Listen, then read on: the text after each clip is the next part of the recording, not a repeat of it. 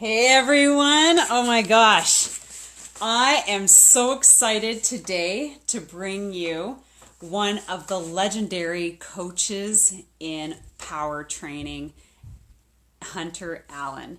Now, just to give you a little background of what's going on, my name is Sylvie. I'm a level 3 national cycling performance coach here in Chelsea, Quebec, Canada, and I am a personal trainer. I used to have a spinning studio. I have a women's cycling club called Cycle Fit Chicks here with 125 members. I've coached over 800 ladies in this region on cycling, and I just love absolutely giving back to the community with regards to cycling. And so I was thinking, I raced for 8 years. I've been coaching. How can I give back? So this is where I started this series called Secrets from the Saddle. And I have reached out to all sorts of amazing leaders in the industry of cycling to bring you this series because we have so many amazing coaches in this area, in this country, and I just happen to be able to get to know some of them. And so that's what we're doing. We have coaches, pro athletes, elite athletes, triathletes, Ironman athletes, soigneurs, people in the industry who have a hand. So like your local cycling shop, or someone who develops, frames for cyclists, like talking to people like that who have built the industry over the years. And so that's why I created this series called Secrets from the Saddle. And I am ecstatic to be able to bring Hunter out. I've never met him. I know him through osmosis, through the industry, but he has an absolute massive hand in a lot of things that have been happening lately. And okay, before I introduce him, so this is Hunter up in the corner. I'm just going to give a little bit of a background, then he's going to tell us more. Okay, so here we go. Hunter Allen, he has a BA in economics. He has a husband and 3 kids, and he's in Virginia, so it's not very far from me. Maybe not far from you. He is the legendary cycling coach, as I mentioned. He also is the co-author of Training Racing with Power Meters. So if you're a cyclist and you want to increase your performance, going power is the way to go. He's also co-author of Cutting Edge Cycling. He is the developer of TrainingPeaks. So a lot of us might have had the experience to have coached with that software, or actually been an athlete that has been coached this software, which I was one, and I use it as a coach as well. And I thought it was phenomenal. I loved it. In '96, he founded his own coaching services, which is Peaks Coaching Group. So we have that link in our feed below. And he's a top expert in the world of coaching of endurance athletes with power meters. Another keyword, power meters. Maximum training for use with power. So his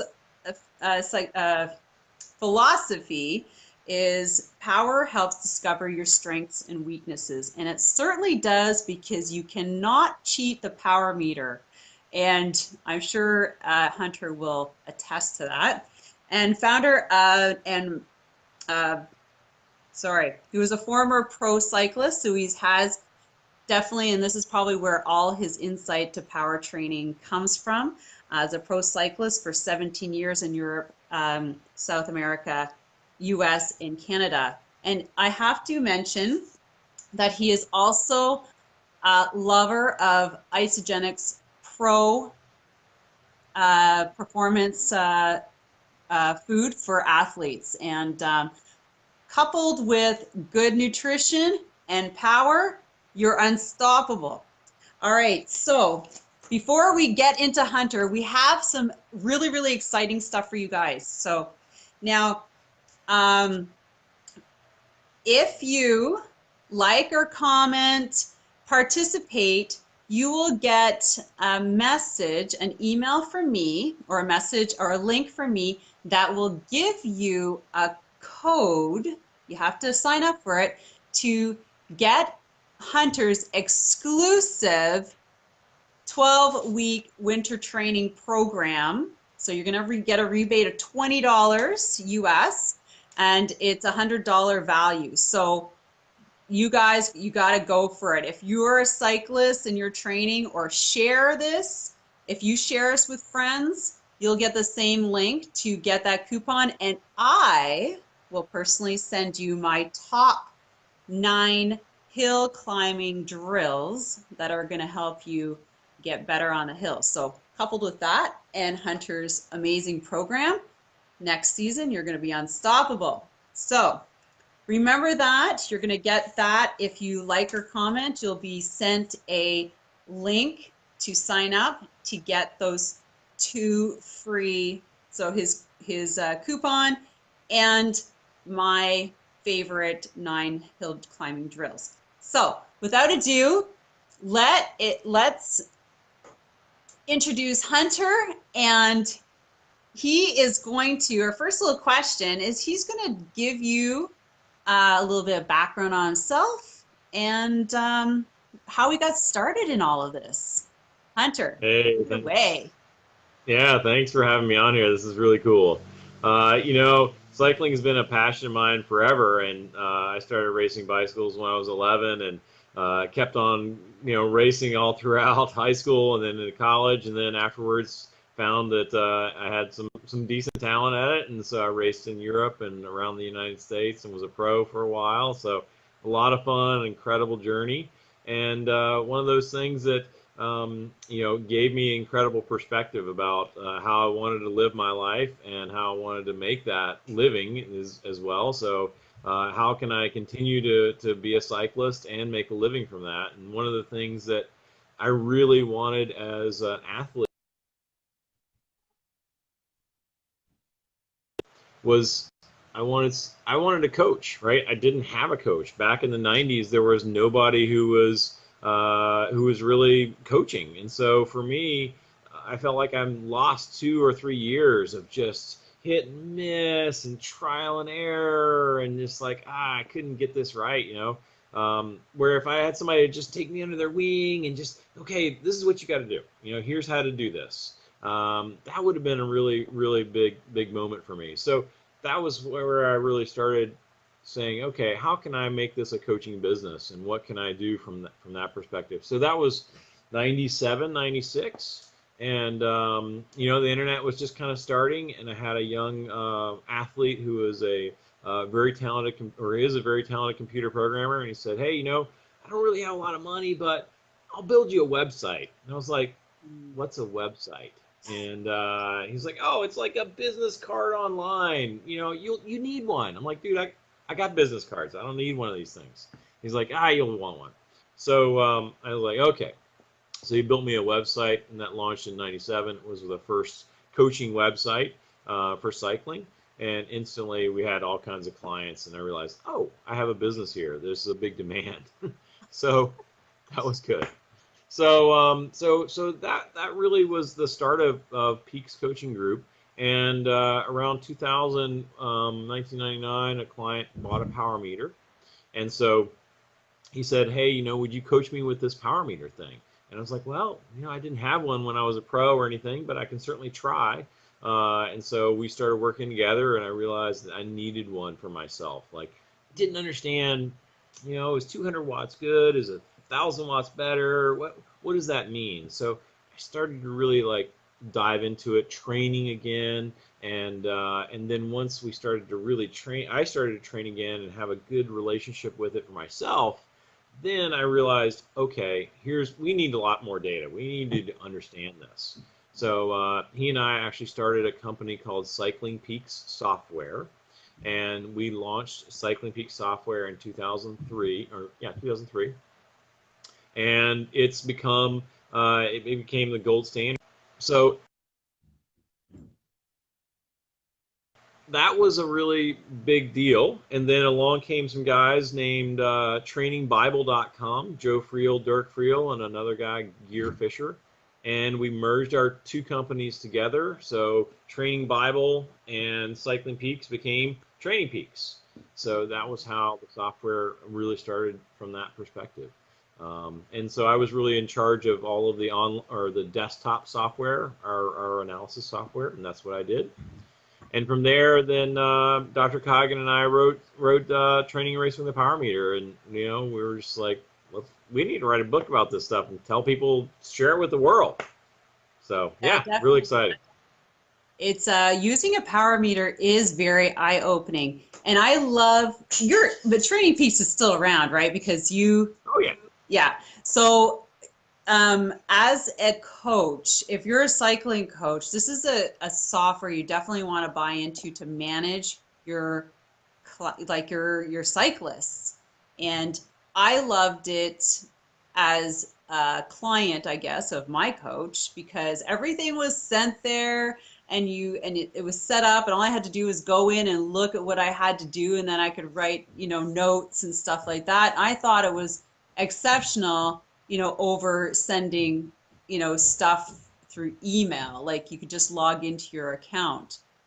So I love the way that it was very set up and user friendly. And as a coach, managing on the other scale, it was great. And I loved how you can drag and drop and create and find stuff. And, it's not like reinventing the wheel, but you had a lot of content in there.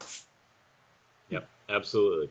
Yeah, and it really is. I mean, that's one of the things that we set out to share the knowledge and realize that a lot of different tools needed to be developed as part of that. And so and there's a step-by-step process with which you basically use this, how to use that, and that's what Dr. Coggin in our book is all about. And so we've been very, very wildly successful beyond what we could even imagine. It's been translated into 8 different languages now. Most recently, it was translated into Chinese. I'm going to China for the month of December to do 4 different camps in China. So China is about to explode with this knowledge. Can I go? And, sure, come Do you on. need a female coach? I can do that. Absolutely. I need an assistant coach. That'd be great. I'm serious. So, you got to keep me in mind. Female coaches. We need a lot of those. Yes, absolutely. That's a good point. Yeah. All right. Yeah, sorry? Go ahead. Next question. Yeah. Okay. So moving along. Now, we got into your background, and we talked about Training Peaks, the software. Now, this is the big thing. Like, I don't know how many people use Swift. Swift. It's not Swift, it's Swift. I was looking that up, and I was like, oh, I spelled it wrong. But this is a massive movement for cyclists, and we've had a conversation about this with regards to the growth of cycling and racing outside. But let's just talk first about how your hand was in it to create, to make it a little bit more robust, right? Mm-hmm. And then let's talk about where the evolution is going with this. All right, cool, absolutely. So Zwift is an incredible online, essentially kind of a gaming thing where you can ride your bicycle online. You have a little avatar, and so thousands and thousands, hundreds of thousands of cyclists are riding this now, and it's been very interesting to see. They approached me initially and said, "Hey, Hunter, would you be willing to write a bunch of training plans for us so that we can share those with the world?" And I said, "Of course, that'd be awesome." So we did let's see, a century plan, a winter plan, maybe a threshold improvement plan, and I think one more. And we got those inside Zwift along with a bunch of my workouts. And so, I think the Hunter's Challenge is mine. Of course, that's mine too. That's one that's a really hard one. So, But hey, you gotta have a good hard one every once in a while Yes, you too. do. That 1 day a week intense Yeah. workout. Of course, if it's yours, it better be work. It better be Yep. signature. It better be. So we had so that's been really really fun to see that being adopted by tons and tons of cyclists. Now, what's happened out of that? It's the same thing that's happening kind of in the gaming world. It's called esports. So esports are this way to okay, I'm playing Fortnite or Dota or whatever these esport games are, and then they actually are winning tons and tons of money in these esports. So a company called Cyclogent, they have what's called CVRWorldCup.com. They have created an esport for cyclists. So the past 2 years, been working on this with the CEO Frank Garcia, and it's incredible. The first place prize money for the most recent one was over $7,000. Don't say Yeah, it. and it That's a was lot. equal prize money for both women and men, of course. And to just kind of give yourself a little comparison. The first place prize money to win like one of the most prestigious women's races in Europe, the Pro, she won like Anna Verbruggen, she won like $1,700 for one of the hardest classics in the world. That's just And so wrong. yeah, and then all of a sudden it's like now online, not necessarily online. The race was in person. It was in a velodrome, and Vancouver was the most recent one, and that winner she won over $7,000, and so that's an incredible change in this idea of wow, we can have a place where everybody can race. You don't have to be necessarily a professional athlete. They have categories, and so you're having different categories, and you have the chance to win big money and race in this virtual world. So it's really pretty mind-boggling, to be honest. It is mind-boggling how everything is going, but it was like particularly mind-boggling about cycling because, as we were talking, we talked about, trying to build the sport outside when everybody is tending to come inside now. And how is that going to affect, you know, athletes who, might want to or have the caliber of being an Olympic cycling athlete, right? They got to come out of the basement and get onto the road to qualify. And I think we talked about how this is kind of affecting that. Yeah, and that's one of the things, right? I mean, that's one of the reasons why we race. We race because so many different things happen in a race. There's tactics, there's strategies. You can get a flat tire. Some people are better on hills, some people are better in a sprint, and so that's one of the reasons why we race. We don't just show up at a race Mhm. and here's our power to watt or watts per kilogram ratio for this, so I win.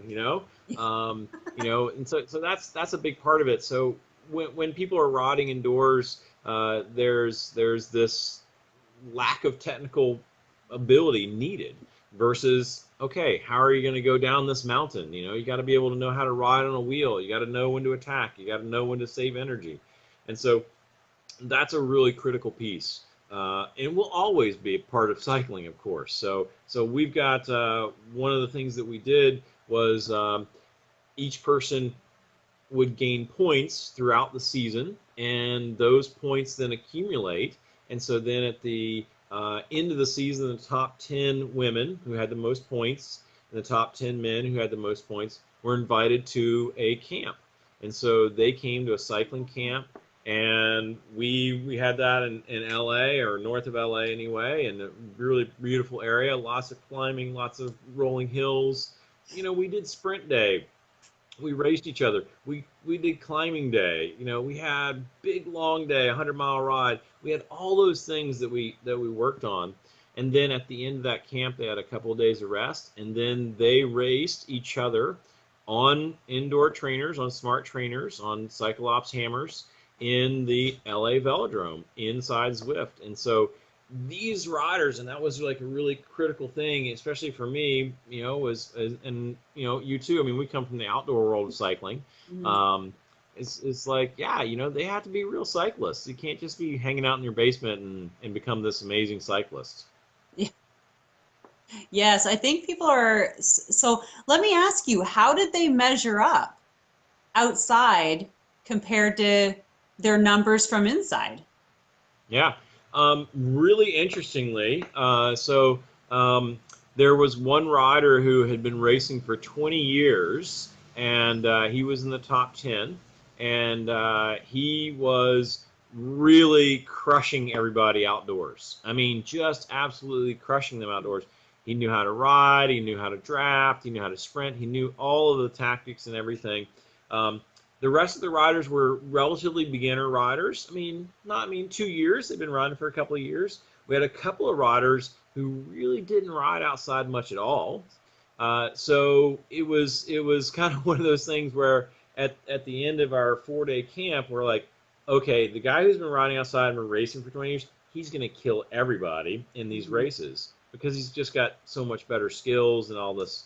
So but when we put him on the indoor races, he wasn't up to speed on necessarily how Zwift worked indoors and all of these little different things like power ups and what do you do on the keyboard and how do you draft inside the game and strategies inside the game. And so he ended up not really doing well because he didn't know the game of it. And Um, so that was really fascinating for me because the other riders who were good cyclists, they just didn't have the racing experience, but they really knew the game. Then it like, oh wow, they did really really well. uh-huh. So it's kind of a little bit like, you got a track racer, you got a cyclocross racer. You kind of have to train in one or the other and know that. And I think that it's going to be interesting as as we go forward. What's going to happen? You're going to have riders who are going to be having a set of both skills and maybe specializing in one or the other. But it was really interesting. So how do you like, so how do you work with that? Or is there like a market to, because gamers are indoors, like, like the ones who are most experienced, they sat on their bike all the time inside. Yep. Yep. How do you like, where do you go from there? Like, or is there a place to go, or did you just keep it the same? Right.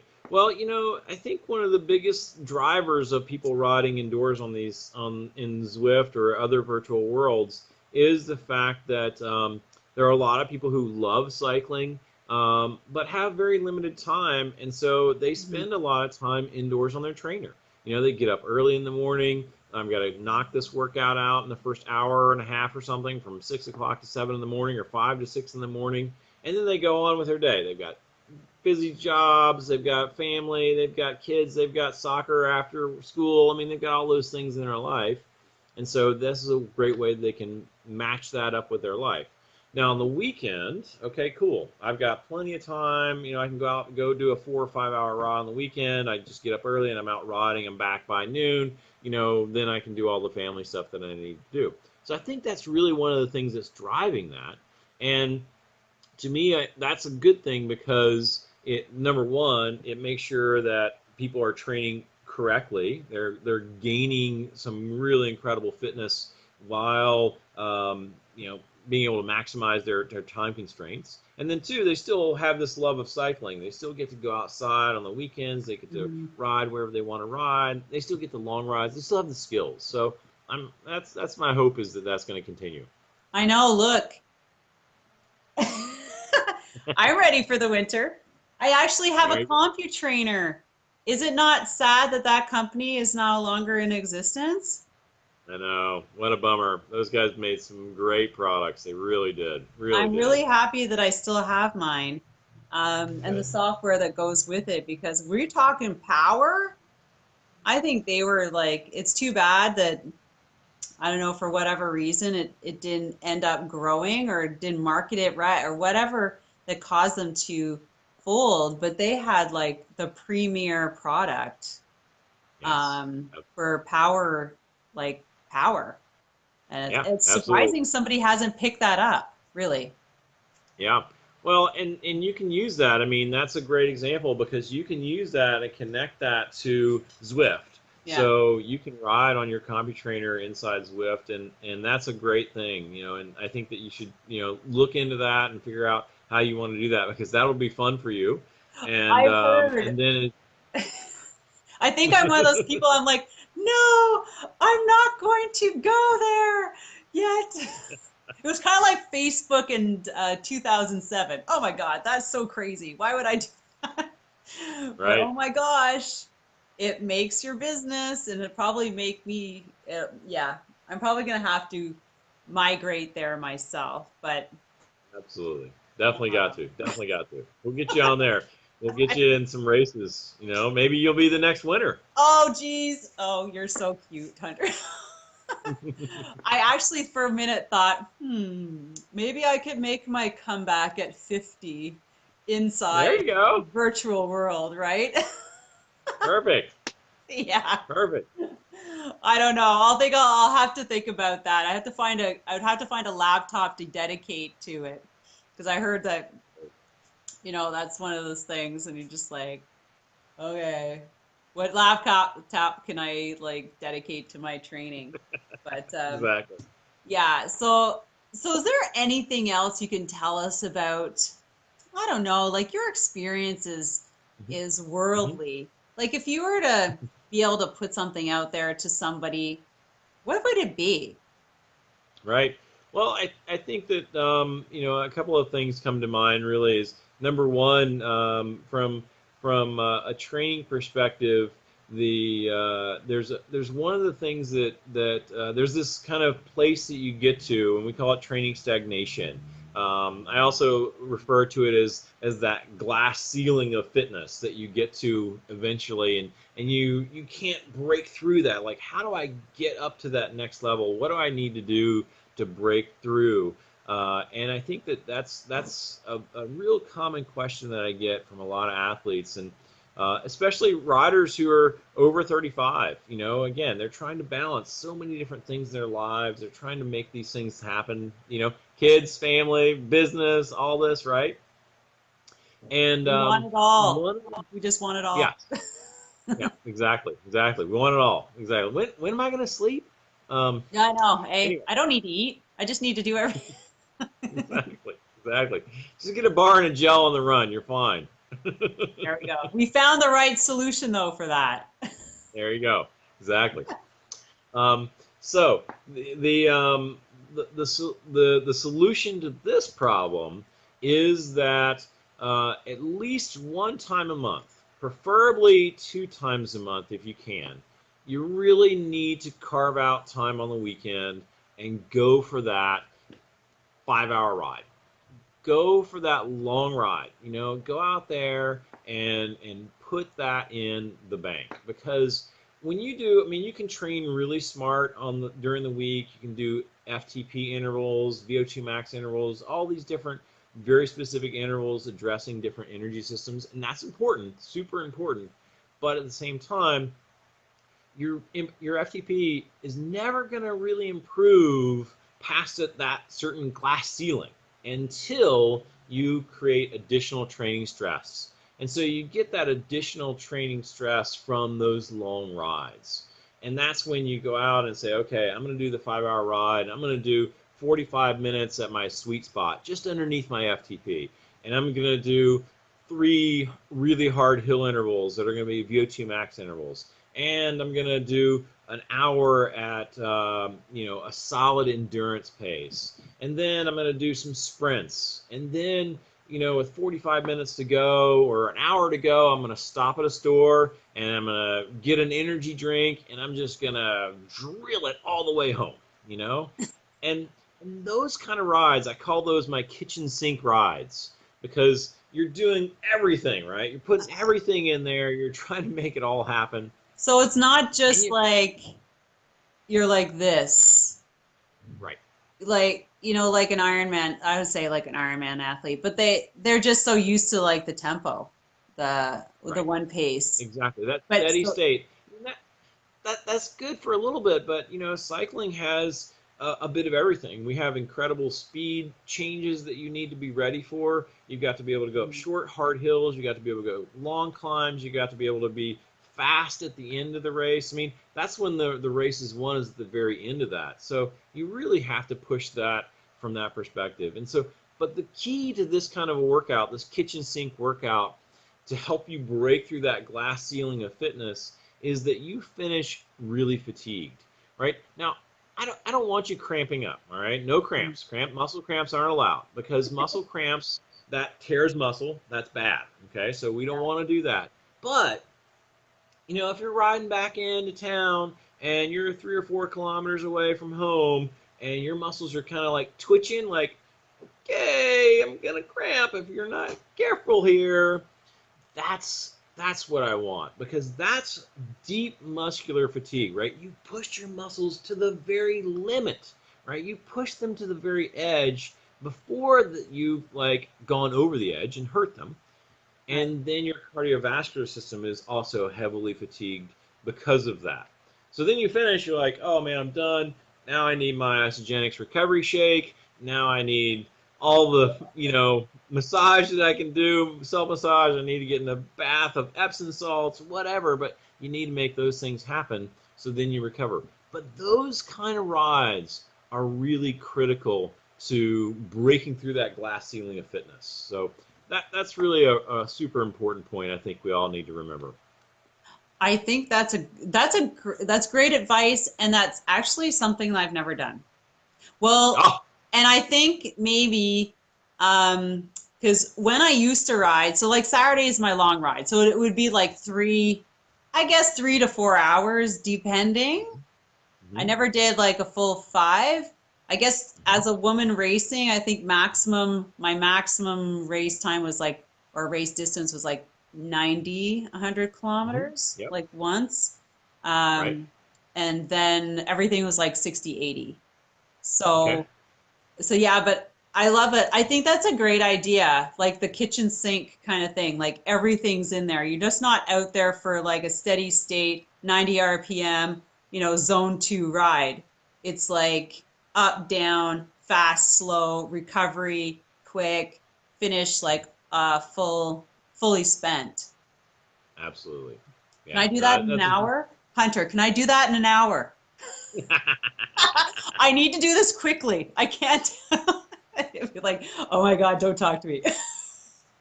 How do I get this faster? Is there a pill? No, but I love that. And with that, if do you have any other tips or advice? Well, your winter is really important, right? So the other thought that I have is what you do this winter is really going to make your season. So it truly is this critical piece of how you build this, what I call the power foundation. Like I really don't like calling it your base training, because base training for me conjures up this idea of I'm going to go out and ride my bike for really slow for 3 or 4 hours. Like, you don't have time for that. I don't have time for that. I mean, who has time for that? Unless you're like a pro cyclist, we don't have time for that, right? So it's like we need like a foundation of fitness. So I call it the power foundation.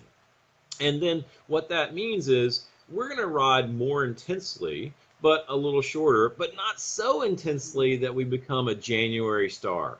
We're flying in January and then nowhere in April. Okay?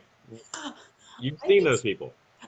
yeah, I've seen those people, or they just what I see a lot of in, I love all my cycling friends, but like race hard all summer, cyclocross season in the fall, get on their fast bikes and cross country ski all winter. And I'm just like, when do you give your body a break?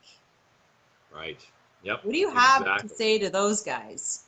Because I'm all Absolutely. about recovery. Like, I'm like, Yep. fall off. That's right. I get back on my bike kind of in January. Um, Yep. yeah. Yep. That's so important, right? You have to recharge your battery.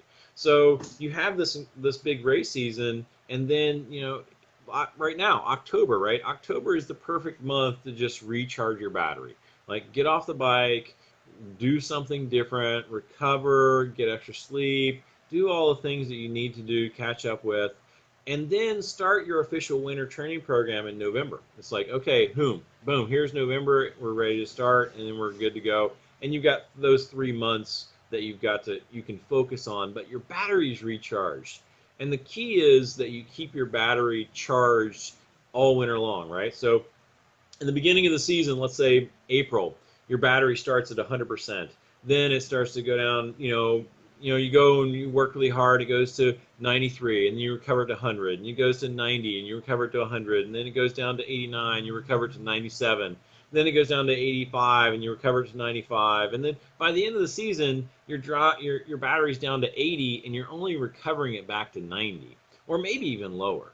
And so what really needs to happen then at that point is like, oh, October comes, let's recharge our battery back to 100. Then what we'll do is we'll keep that battery charged at 100. So through the winter, we decharge it to 97, back to 100, 97, back to 100, and that's what really helps prevent you from becoming that January star. Yeah. And so then that way you've got a really solid plan that keeps you fit, that builds that power foundation. Don't lose what you've got, right? Because you worked really hard to get that all season. But let's keep that fitness going so that then you peak when you want to peak. So what do you say to the guys? Okay, so Swift is there and they can race every weekend, I'm sure, or every night of the week. What do Every you say? day. Yeah. So you cannot be in race mode all the time. Like, especially in the winter. I guess everybody has different goals, obviously, for the season. Like whether you just want to be ready to ride hard all summer, you're not into racing or anything, or you do it for a training base for racing. But I suppose anybody who's racing seriously should have a program to keep them from overtraining in the winter. But Yep. what do you say to those people? Because like I've seen them, and then come April, they're so burnt out and tired, or injured, or sick, or whatnot from the winter. What do you Yeah. say? Like, what are your Well, what's your advice? yeah, a couple things. I mean, one, having that plan and sticking to it in the winter is really critical. So you can't just randomly haphazardly say, okay, I'm just going to train hard all winter long. Mhm. And in Zwift, you can literally race 5 times a day. I mean, there's races probably happening right now inside Zwift. So it's like if you're the race addict and you got to race, then pick one day a week that's your race day, and maybe it's every 2 weeks to do it. But you really, like you said too, I mean, you've got to just give yourself a little break. So that's important.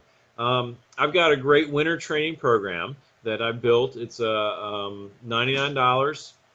It's a great winter training program. It lasts 12 weeks. It's got weight weight training in there because I Oh, think that awesome. can help balance muscle groups, right? Yeah. Help us be a little more well-rounded as athletes coming into the next season. And then that also keeps you on track, right? It won't let you train too hard. And at the same time, it makes sure that you're building that foundation a little bit more, a little bit more, a little bit more, all the way up. So that way you're ready when, okay, the end of January comes, February comes. All right, now let's start to build threshold power. Let's start to build some race specific stuff if we're going to race in April. So my winter training program is a really great way to keep that focused. Yeah. And that was my last question was going to be about weight training in the Mm. winter. Important? Yeah, so there's a lot of different studies on weight training. There's no real proof that says, okay, weight training is going to make you a better, faster, stronger cyclist, right? And so it's not like, oh wow, I'm going to lift weights and my FTP is going to go up to 400 watts, Unless right? you're a It's not. track racer. Track racing is different, right? Yeah. They got big muscles, boom, they're on the track, they're going to sprint. That's really the strength that they need. Yeah. For the rest of us, for the road cyclists, mountain bikers, cyclists, everybody else, weight training, I believe, is really important because it helps to balance our muscle groups. I mean, we're kind of weird people, right? I mean, we ride around in this little crunched position and we never extend our legs and we never open our chest up and, all these different weird muscles develop. And so, exactly, got to sit up straight, all these things.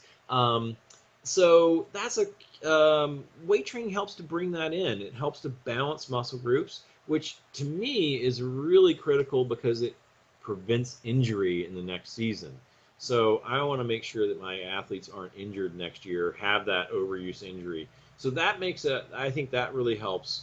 Now, if you're one of those athletes that just goes in the weight room and looks at the weights and you instantly gain like 5 kilos of muscle mass, probably you should go take a yoga class or a Pilates class instead.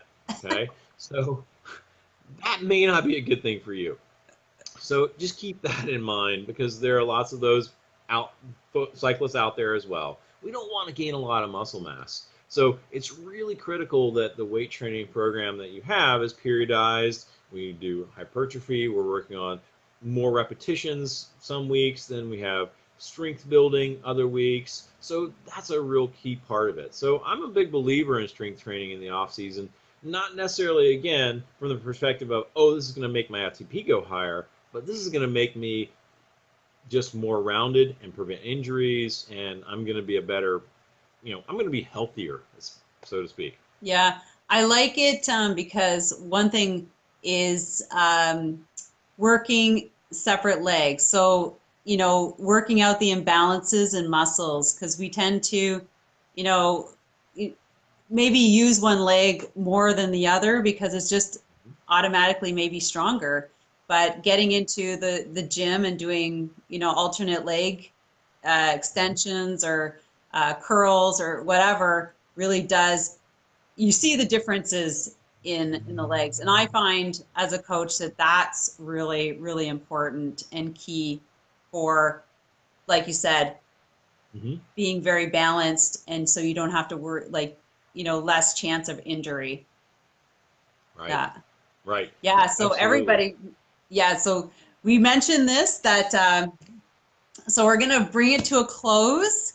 And Hunter has brought in some amazing tips and stuff for us. So as a reminder, if you like and comment below, you basically have till Sunday, October 6th, I think, Yeah, yeah. to 7th, October 7th. 7th, until 7th, so Sunday the 7th, to like and comment. And I will be sending you a link that you can get a rebate coupon to get that 12-week winter program that Hunter was just talking about. So you get his training, weights, periodize everything, 6-week program. I'll put the link below. You can check it out. And if you want to get that $20 coupon and get this, make a like or comment on this post, and we will be sending you that link. You sign up, and then after that, you'll be sent the coupon that you can then apply to get your course, get your winter program, and get set up. Get ready to bring it next spring with the right program. And I will also be giving out my favorite 9 hill climbing drills. So along with Hunter's amazing program, you can exercise some of these on your hills outside. Um, and with that, and also let's mention amazing nutrition that we both use and recommend to our clients, and that's Isogenics. We'll send a link to you as well. And with that, have an amazing Thanksgiving, everybody. And thank you so much, Hunter. I will have to come down and ride with you one day, since I know you're like 13 hours away. Not Nothing. far. Come down for a ride. Absolutely. But I want to thank Hunter. I mean, this is such a pleasure having you on here and talking to you, and having you as a friend. And in the cycling world, we need to stick together, us guys. So with that, thank you very much, and have yourself an amazing weekend. Bye, Hunter. All right, thank you. You bet. Great. Thanks. Thanks a lot. Bye bye.